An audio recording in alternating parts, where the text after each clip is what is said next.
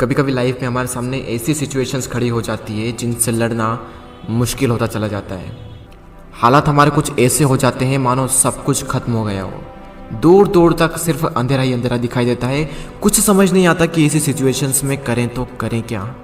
और कई बार तो ऐसी सिचुएशंस में क्विट करने का मन करता है। हालात चाहे तुम्हारे कैसे भी क्यों ना हो, एक बात तो तय है कि ये वक्त अभी गुजर जाएगा। चाहे अच्छा वक्त हो या फिर बुरा वक्त, गुजर जाएगा।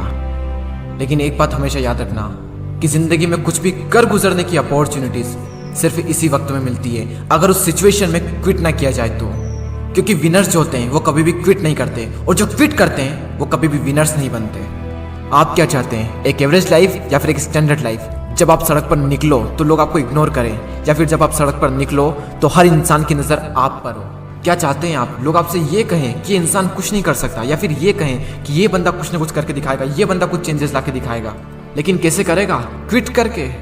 मर जाना, लेकिन क्विट मत करना। चाहे परिस्थिति कितनी भी विपरीत क्यों ना हो, कभी भी क्विट मत करना। आपका समय आज बुरा है, कल और बुरा होगा, लेकिन परसों आपकी जीत होगी। लेकिन सिर्फ शर्त इतनी सी है कि आप उस सिचुएशन में टिके रहो और क्विट ना करो। ये प्रकृति चाहती है कि हम इन परिस्थितियों से लड़े, संघर्ष करें, ताकि हम और मजबूत बन सके। क्योंकि ये परिस्थितियां आती है हमें मजबूत बनाने के लिए, ना कि हमें कमजोर बनाने के लिए। ये प्रकृति चाहती है कि आप और कामयाब बने, इसलिए आपके साथ कुछ न कुछ बुरा होता रहता है। और ना सिर्फ आपके साथ, बल्कि इस दुनिया में मौजूद हर इंसान के साथ हर समय कुछ न कुछ बुरा होता रहता है। ये प्रकृति का नियम है, हम इसमें कुछ नहीं कर सकते। हमारा क्या कर्तव्य है? हमें सिर्फ इतना सा करना है कि टिके रहना है, चाहे परिस्थिति कैसी भी हो।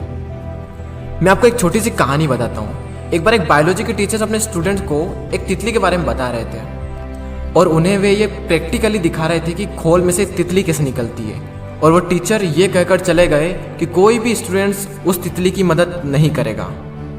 वहाँ पर जितने भी स्टूडेंट थे वो ध्यान से उस खोल में से तितली को निकलते हुए देख रहे थे।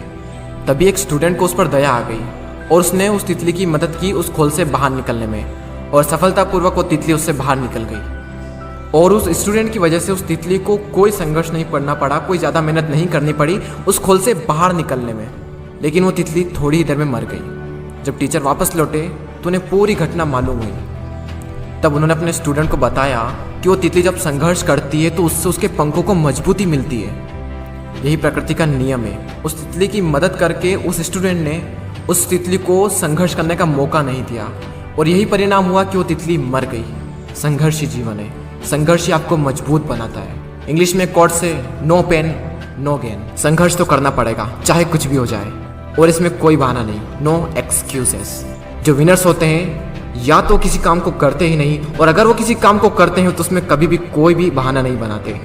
और जो लूजर्स होते हैं वो किसी भी काम को करेंगे तो हर किसी में बहाना बना देंगे। अगर वो चाहें तो बहाना बनाने पर पूरी एक बुक लिख सकते हैं। मेरी तो किस्मत ही खराब है, मेरे साथ ही ऐसा क्यों होता है, मेरी एज बहुत कम है, मेरी हाइट बहुत कम है, मैं काला हूँ, मैं सुंदर नहीं हूँ, लोग मुझे पसंद नहीं करते, मैं ज़्यादा पढ़ा लिखा नहीं हूँ, मेरे पास टाइम नहीं है, मेरी आवाज़ अच्छी नहीं है, मेरे पास ये नहीं है, मेरे पास वो नहीं है, काश ऐसा होता, काश वैसा होता। देखो जो जैसा है वो वैसा है। ना तो आज तक कुछ बदला है और ना ही कभी कुछ बदलने वाला है, तब तक जब तक कि आप अपने आप को नहीं बदल लेते। जब भी अंदर से ऐसी फीलिंग्स आए, जब भी बहाना बनाने का मन करे, अपने आप से जोर से चीख के चिल्ला के अपने आप से कहें नो एक्सक्यूजेस। कोई बहाना नहीं। जहां पर भी आप काम करते हैं, जहां पर भी आप पढ़ाई करते हैं, जो भी आपका वर्क प्लेस है, वहां पर कागज पर लिखकर चिपका दें नो एक्सक्यूजेस। कोई बहाना नहीं। मैंने भी अपने वर्क प्लेस पर ये लिख रखा है नो एक्सक्यूजेस, और आज से आप भी कसम खा लें कि कभी भी जिंदगी में बहाना नहीं बनाएंगे।